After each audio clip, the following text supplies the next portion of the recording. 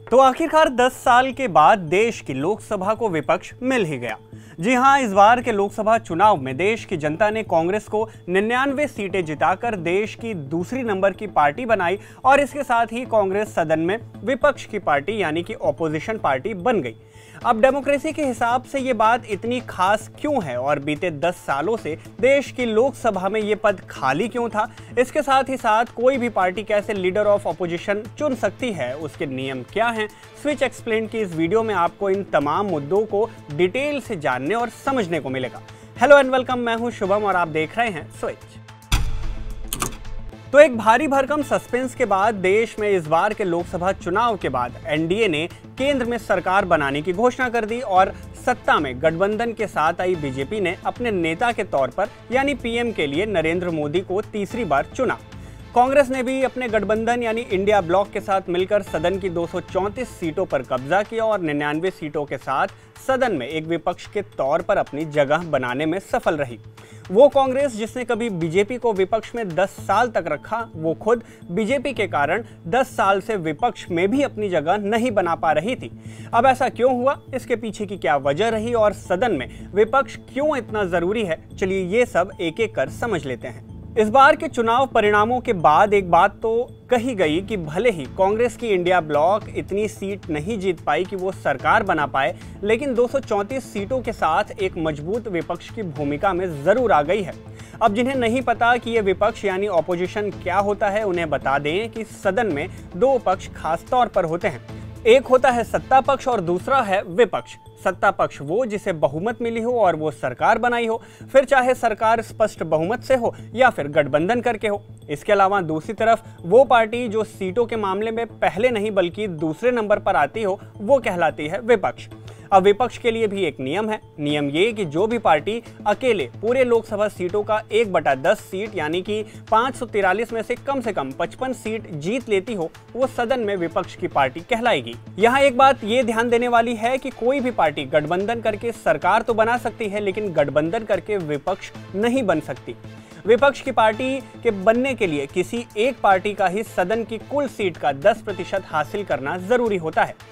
जैसे कि इस बार के चुनाव में कांग्रेस ने 99 सीट जीतकर सदन में विपक्ष की भूमिका को साफ कर दिया है।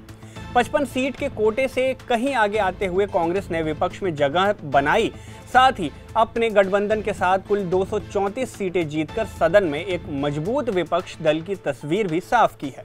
अब यहाँ एक सवाल और उठता है कि सदन में विपक्ष का रोल होता क्या है और किसी भी पार्टी के विपक्षी बनने से क्या फायदा होता है। देखिए, ये बात तो हमेशा से कही जाती है कि देश के विकास और महत्वपूर्ण मुद्दों पर निर्णय लेने और उनमें बैलेंस मेंटेन करने के लिए जैसे एक मजबूत सरकार की जरूरत होती है, वैसे ही जरूरत होती है एक मजबूत विपक्ष की। वो क्यों? वो इसलिए क्योंकि विपक्ष संसद और उसकी तमाम समितियों के अंदर के साथ ही साथ संसद के बाहर भी मीडिया में और जनता के बीच दिन प्रतिदिन के आधार पर सरकार के कामकाज पर रिएक्शन देती है। केवल रिएक्शन ही नहीं बल्कि सवाल भी उठाती है और उसकी निगरानी यानी सरकार के निर्णयों की निगरानी भी करती है। आसान भाषा में कहें तो विपक्ष सदन के अंदर के साथ ही साथ सदन के बाहर भी सरकार पर एक पैनी नजर रखती है और उनके कामों की निगरानी के साथ ही साथ उसकी आवश्यक आलोचना भी करती है। विपक्ष सदन के अध्यक्ष की बैठकों में शामिल होता है, सत्ता पक्ष के पॉलिसीज और उनके एक्शंस और बिल्स को एग्जामिन भी करता है।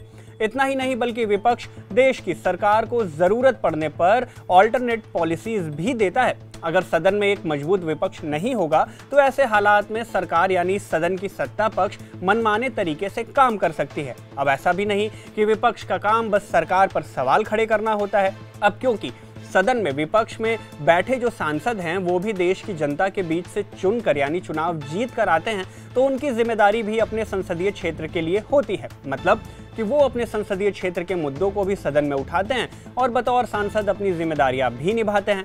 अब जैसे सदन में सत्ता पक्ष का नेतृत्व प्रधानमंत्री करते हैं, वैसे ही विपक्ष के सांसदों का भी नेतृत्व उनमें से एक सांसद करता है जिसे नेता प्रतिपक्ष यानी लीडर ऑफ ऑपोजिशन कहा जाता है। ये पद भी प्रधानमंत्री यानी कि सत्ता पक्ष के नेता के जैसे ही भारतीय संविधान के अनुसार एक वैधानिक पद माना जाता है, जो अभी बीते 10 सालों से खाली रहा है। इस बार के चुनाव में एक बात जो खास हुई वो ये कि इस बार के चुनाव परिणाम में देश की संसद को सदन के अंदर नेता प्रतिपक्ष यानी कि लीडर ऑफ ऑपोजिशन के साथ ऑपोजिशन पार्टी मिल गई। अब आप कहेंगे कि बीते 10 साल में ऐसा क्या हुआ। दरअसल पिछले चुनाव की बात करें तो साल 2019 के चुनाव में बीजेपी को प्रचंड बहुमत मिली और बीजेपी ने कुल 303 सीटों के साथ सरकार बनाई। इसके बाद दूसरे नंबर पर कांग्रेस रही जिसे कुल 52 सीटें मिली। ऐसे में विपक्ष बनने का जो 10% का मिनिमम कोटा है, कांग्रेस उससे 3 सीट पीछे रह गई थी। हालांकि विपक्ष के नेता के तौर पर कांग्रेस के नेता रहे अधीर रंजन चौधरी को देखा जरूर गया, लेकिन आधिकारिक तौर पर अधीर रंजन नेता प्रतिपक्ष नहीं बन पाए थे।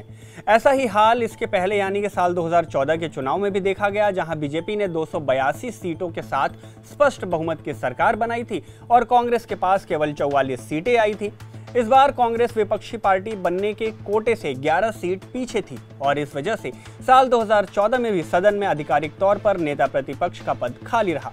इससे पहले साल 2004 से लेकर 2009 तक और 2009 से लेकर 2014 तक जब सदन में यूपीए की सरकार थी तो बीजेपी दोनों बार 100 से ज्यादा सीटों के साथ सदन में एक मजबूत विपक्ष के तौर पर मौजूद रही।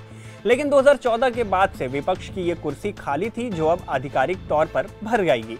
अब ऐसा नहीं कि ये पहली बार हुआ है कि सदन से विपक्ष गायब हुआ हो। साल 1984 में जब राजीव गांधी की कांग्रेस सरकार ने 414 सीटों के साथ सरकार बनाई तो तेलुगु देशम पार्टी यानी टीडीपी 30 सीटों के साथ दूसरे नंबर पर आई थी और विपक्ष की कुर्सी खाली रह गई।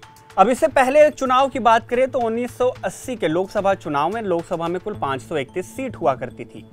उस चुनाव में भी इंदिरा गांधी के नेतृत्व में कांग्रेस ने 353 सीटें जीतकर सरकार बनाई थी और दूसरे नंबर पर 41 सीटों के साथ जनता पार्टी सेक्युलर रही जो 53 सीटों के विपक्ष के कोटे से 12 सीट कम पर रही, यानी इस बार भी विपक्ष की कुर्सी खाली रही। इससे पहले चले तो साल 1971 के लोकसभा चुनाव में संसद में कुल 521 सीट हुआ करती थी। तब कांग्रेस ने 352 सीटें जीतकर सरकार बनाई थी और दूसरे नंबर पर अटल बिहारी वाजपेयी के नेतृत्व वाली भारतीय जनसंघ 22 सीटें जीत पाई थी जो विपक्ष के कोटे से 30 सीट कम थी, यानी इस बार भी सदन में विपक्ष का पद खाली रहा।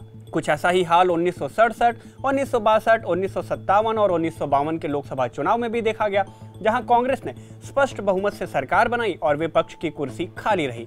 कई रिपोर्ट्स में जिक्र मिलता है कि इस विपक्ष के नेता और विपक्षी पार्टी बनने का जो 10% सीट का मिनिमम कोटा तय किया गया था, इसका क्रेडिट भारतीय लोकसभा के प्रथम अध्यक्ष जीवी मावलंकर को जाता है, जिनके निर्देश के बाद साल 1956 से ये नियम तय कर दिया गया।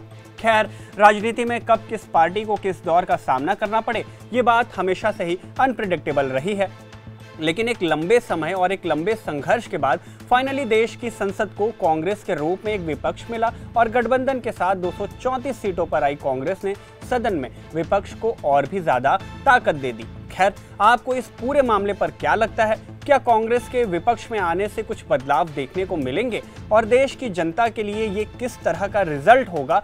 इन सभी मुद्दों पर आप क्या सोचते हैं? कमेंट करके हमें बता सकते हैं। वीडियो आपको कैसी लगी कमेंट करके ये भी बताएं और अगर पसंद आई तो इसे लाइक कर दीजिए, शेयर कर दीजिए और अगर ऐसी वीडियोस देखना आपको पसंद है तो स्विच को सब्सक्राइब जरूर कर दीजिए।